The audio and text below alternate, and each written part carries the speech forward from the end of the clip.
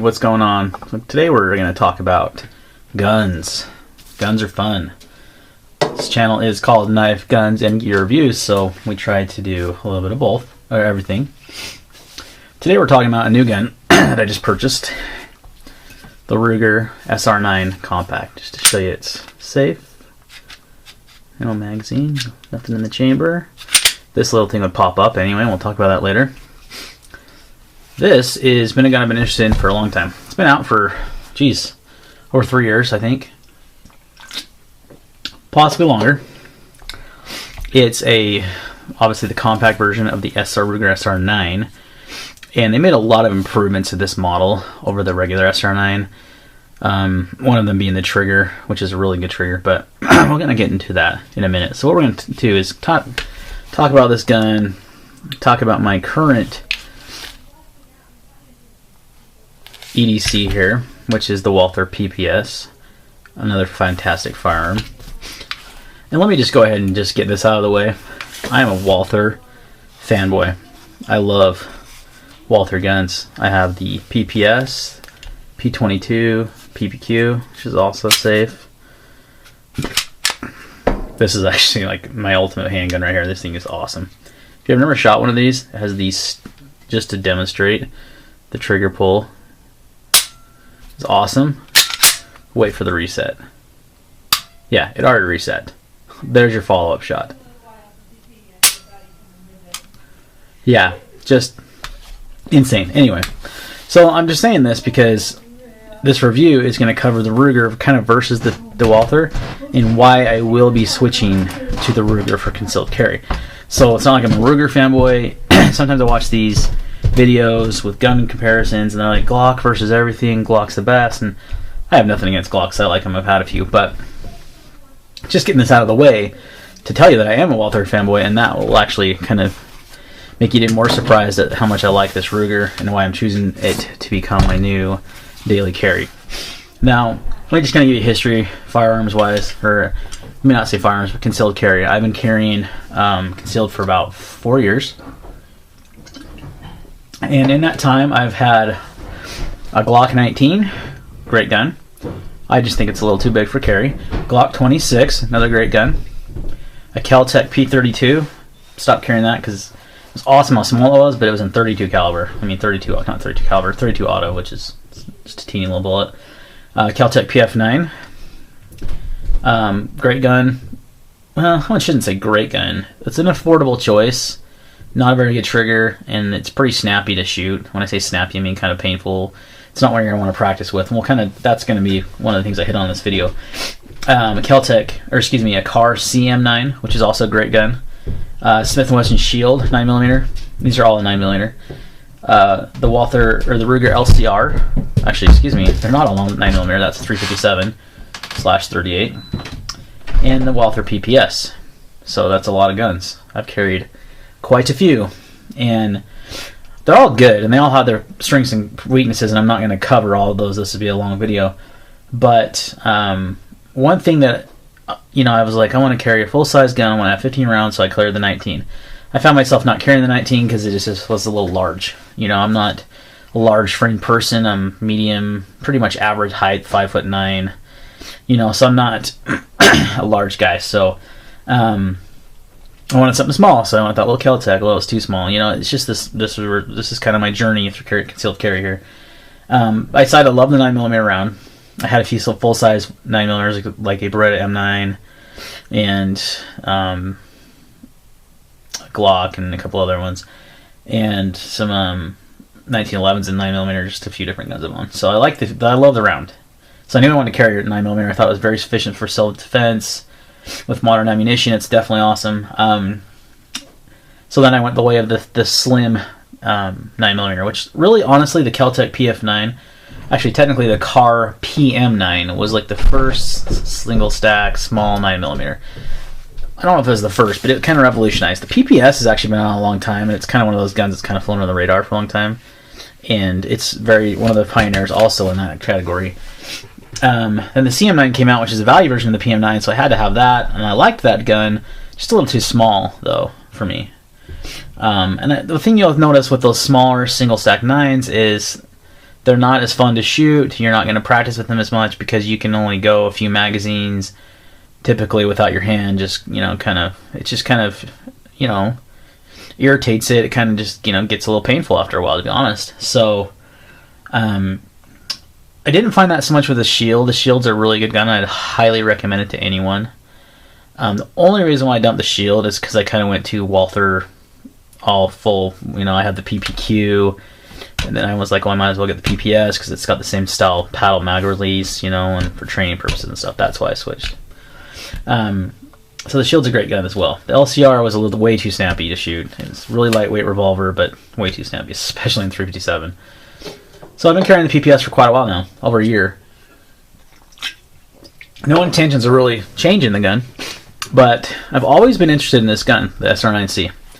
So my mom has been looking for a gun, and I did a video about this in a response to a contest that I was looking for a gun for. And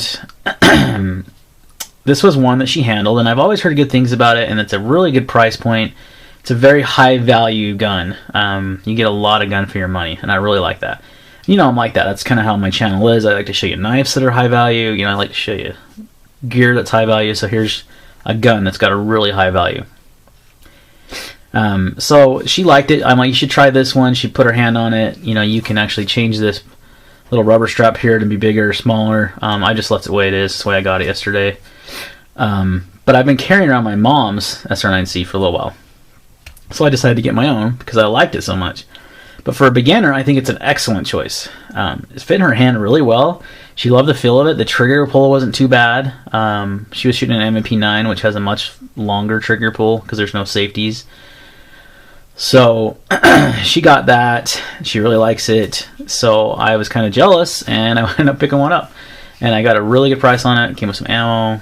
Really good deal. So, and I've been carrying hers around just to get a feel for it, comfort-wise, you know, to see how it carried, how it compared to my PPS. Because initially I thought, oh, it's a double stack, it's going to be heavier. Well, honestly, weighing it on my scale right here, and both these guns are unloaded, as you saw. The PPS with no magazine weighs in at 1 pound, 3.4 ounces.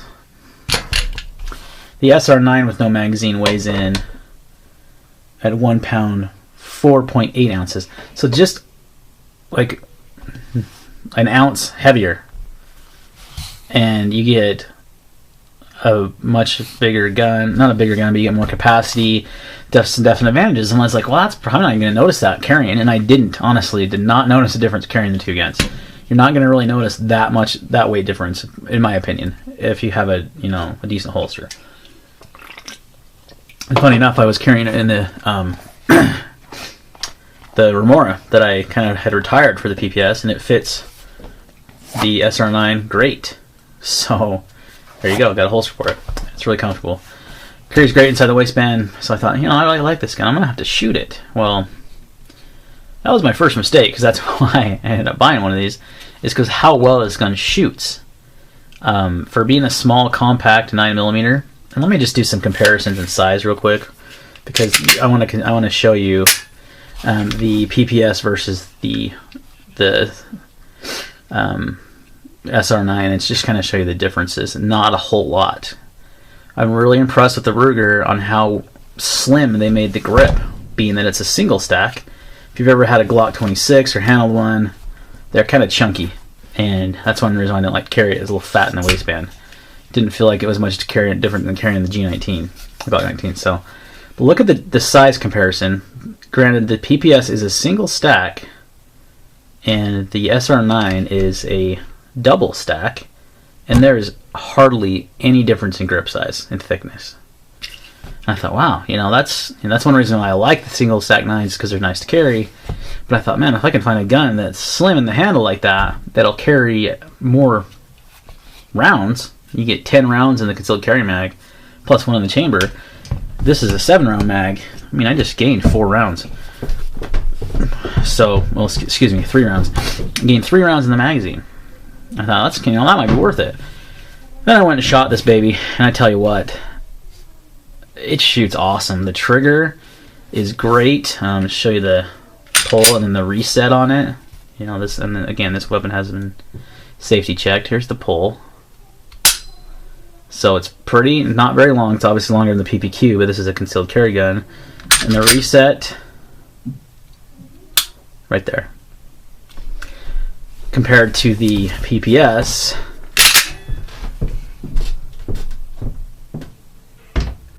longer pull, definitely.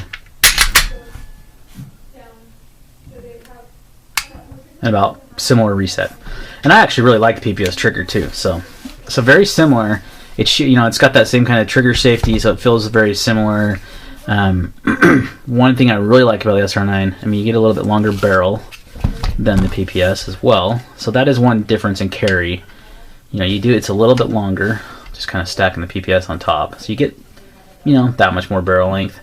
But I found that the SR9 was more accurate, and I liked the sights a lot better. And they're just a standard 3-dot sight, but what I like, and I don't know if you can pick it up in camera, is that the rear sights are quite a bit smaller than the front sight. So when you're looking down the sights, and let's see if I can give you a sight picture. Yeah, you can kind of tell. The front sight, and it's hard to tell on camera, but it's definitely pronounced in real life, is much bigger than the rears. So for me, that helps me concentrate on the front sight, which is what you want to do when you're shooting your pistol. And that really made a big difference in accuracy. I mean, this gun was very accurate. Shooting at self-defense scenarios or distances, you know, 7 to 10 yards, I shot this pretty much as good as my PPQ, which is saying a lot because the PPQ is an exceptionally accurate gun. I definitely shot it better than I've ever shot my PPS, and I've shot my PPS well, definitely well enough to carry it and trust it, but this just blew my mind how accurate it was. So it's slim, like we talked about. It's almost the same thickness as the PPS.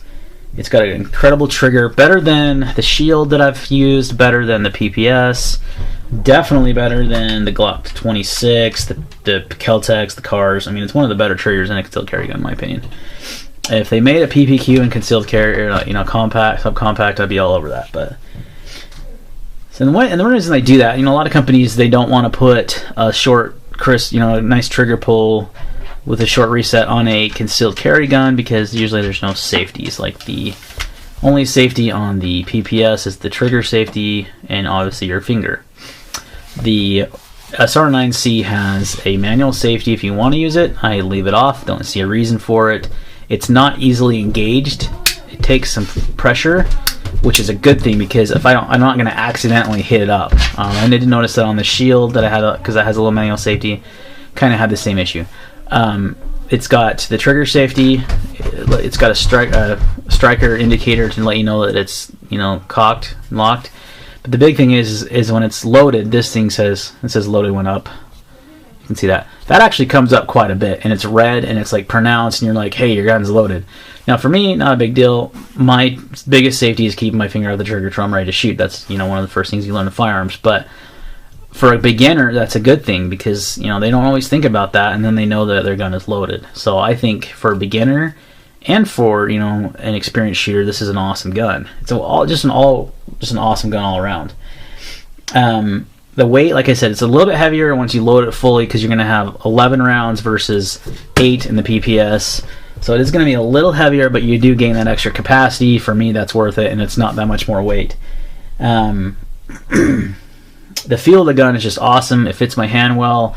I have medium-sized hands. I could probably put this back strap out a little bit more and get even better, but I shot it really well like this. I do like that the magazine does have this little, and you can take this off if you don't want it, but it's got this little lip, and that gives me like a perfect grip on the gun.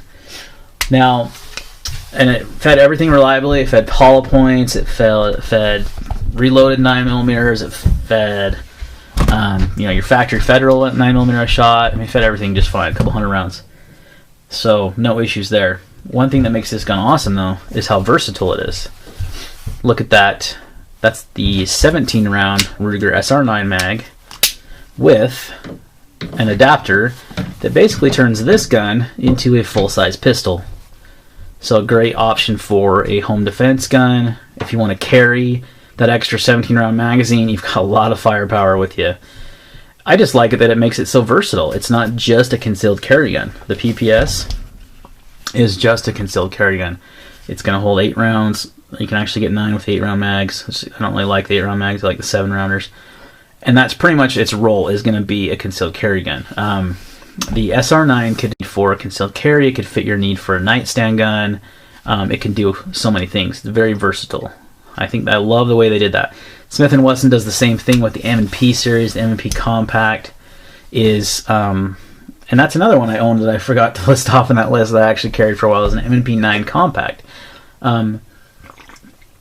They offer the same magazine extension, which makes it a good option. But the M&P 9 is definitely thicker in the handle than this one is. So I think the biggest thing that I like about this gun, besides its versatility and how slim it is for a double stack 9, is just how inexpensive this gun is. They can be had for under $400 new. I went to a gun show which was extremely overpriced, and the most expensive one was $430. Brand spanking new out of the box. I paid $375, but I got 200 rounds of 9s. So if you take that off, that'd be about $325 for the gun. I paid $350 for my mom's. So very inexpensive. If you're looking for a pistol under $400 for concealed carry and 9mm, there's not going to be a lot of better options. The only one that even comes close is the Shield. And that's right at $400, sometimes over. And the PF9 is obviously going to be less, but you're not going to get anywhere near the quality with Kel-Tec that you are Ruger or Smith & Wesson. So the Shield's very similar, but it's a single stack, and you do lose capacity, so you kind of got to decide there. For me, this is going to be my new carry gun. The main reason is because I like the fact that I'm gaining some capacity. I'm not taking on much more weight than I'm used to, and I shot this gun awesome. I just was blown away by the accuracy. I love the trigger on it. So for me, it was just a matter of, you know what, that's enough right there. It was reliable. It fed hollow points. It fed, didn't have any issues. Some will say, oh, you should put more rounds through it before you start carrying it. For me, if there's no malfunctions within the first couple hundred rounds, that's usually sufficient. So that's going to be my new EDC, new everyday carry pistol right there. So that's kind of, I think, it that I wanted to cover today as far as the SR9 is concerned. I did notice today that I've crept over 1,400 subscribers, and I will be doing a contest at 1,500 subscribers, so hopefully you watch this video, because if you don't, you may miss out. So what I'm going to be doing is doing a giveaway at 1,500 subscribers, and I'm going to be giving away some 22 ammo, possibly some 9mm ammo, and possibly a knife. I'm not exactly 100% sure on that, but I definitely know I'm giving out at least ammo. The reason why I'm giving out ammo is because I feel like I've been fortunate to get 22, to get 9 pretty easily, and I kind of want to pass it along to my subscribers. So hopefully, that you'll see a video announcement coming out soon. But for those that watch this video and comment about the contest, you're actually going to get a second entry. So I'm going to give you a little bit of a bonus for watching this video, spending this time with me today, looking at guns, and you'll get some extra. You'll get one extra entry into the video, or to the contest. So, all right, guys, that's it for today. Any questions or comments, leave them down below, and we'll see you next time.